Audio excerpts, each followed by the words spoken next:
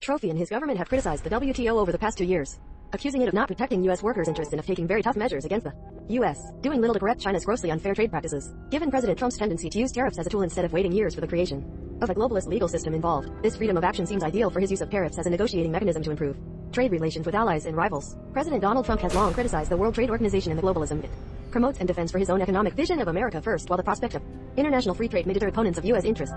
Bloomberg said that the European Union has developed a premature and, of course, less ideal plan B in the hope of avoiding such an outcome. The Times explained that over the past 2 years, the Trump-Card administration has blocked new appointments to a special 7-member body that listens to and calls for the resolution of disputes between global trading partners.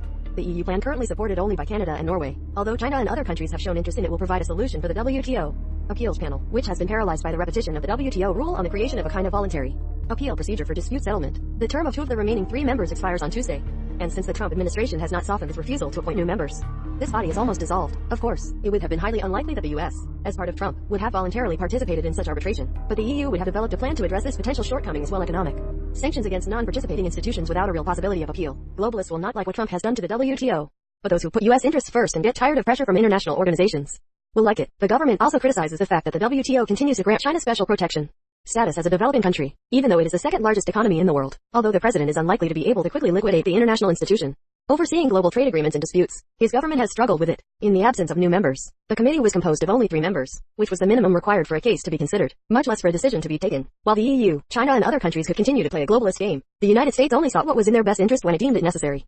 Now, according to the New York Times, Trump will actually make the WTO ineffective, and by the end of Tuesday it will have lost its force, paralyzing the repressive wing of the globalist organization. This system will allow the WTO Director General to appoint arbitrators from among the former members of the appellate body,